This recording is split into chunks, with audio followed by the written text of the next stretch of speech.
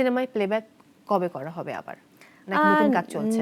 Next কবে করা হবে আসলে ওই টেকনোলজির সম্পর্কে আমি খুব একটা জানি না, কিভাবে নতুন সিনেমায় গান গাইতে হয় এই টেকনোলজিটা আমি জানি না। বাট লাস্ট যেটা গিয়েছি সেটা খুব মন মতো একটা কাজ ছিল, পরাণে গাওয়া হয়েছে, রায়হান রাফি পরিচালিত। সো নেক্সটে চেষ্টা করব যে যেন খুব ভালো কাজ হাতে আসে। যদি যখনই পেয়ে যাব ভালো কোনো কাজের অফার, নিশ্চয়ই গাইব, অবশ্যই গাইব। একদম একদম। দেশের বাইরের শো প্রসঙ্গে যেতে চাই। দেশের বাইরে শো করতে কেমন লাগে? মানে এটা তো সবার কাছে খুব ভালোবাসার, কিন্তু অনেক হ্যাট্রিক হয়ে যায়। সো ওখানে গিয়ে যখন ভক্তরা নানা রকম গানের রিকোয়েস্ট করে তখন আসলে কেমন লাগে? তখন আসলে নানা রকম গানগুলোর একটাও আমি মিস করি না। যদি সেটা হয় ছেলে কণ্ঠের, মেয়েদের গাওয়া যাবে না এরকম কোনো গান হলেও, বা যে কোনো মানে গান যেমনই হোক, আমি আসলে সেই গানটা যখনই ওনারা রিকোয়েস্ট করে আমি একদম ইনস্ট্যান্ট ওই গানটা গেয়ে ফেলি। কারণ কি? কারণ তারা দেশকে খুব মিস করে।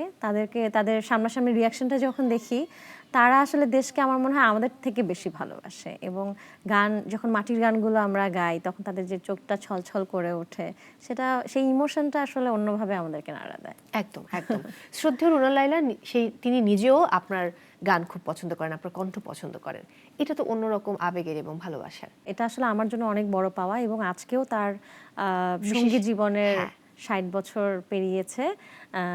এটা খুবই ভালো লাগার একটা ব্যাপার হচ্ছে উনি একজন উপমহাদেশের একজন বড় গায়িকার পাশাপাশি উনি কিন্তু সুরকার হিসেবে বাংলাদেশ, এবং তার সুর করা গান গাওয়ার সৌভাগ্য হয়েছে সেই আপনার। গানটি গাওয়ার আসলে প্রাইড ফিল করি। হ্যাঁ, এটা অনেক বড় একটা অর্জন আমার কাছে মনে হয়, যে তার সুর করা গান, এবং তিনি যে অনেক গান সুর করেছেন এমন না, খুব বেছে বেছে কিছু গান তিনি সুর করেছেন। সেই গান খুব অল্প সংখ্যক জনপ্রিয় শিল্পী সুযোগ পেয়েছে গাইবার, এবং তাদের মধ্যে আপনি একজন। কখনো কি নিজের লেখা, মানে একটু লেখালেখির চেষ্টা করা, যে নিজের গান একটা নিজে লিখি, এরকম কখনো ট্রাই করা হয়? মুখ লিখেছি অনেক সময়, অন্তরা শেষ করতে পারিনি। আবার অন্য একটা থিমে হয়তো কোনো একটা অন্তরা লিখে ফেলেছি, কিন্তু কখনো মুখটার কমপ্লিট করা হয়নি। এরকম হয় অনেক সময়, ভাবি যে হয়তো কমপ্লিট একটা গান করব, কোনো গানে সুর করেছি, লেখা হয়নি, কোনো গান লিখেছি, সুর করা হয়নি, এরকম।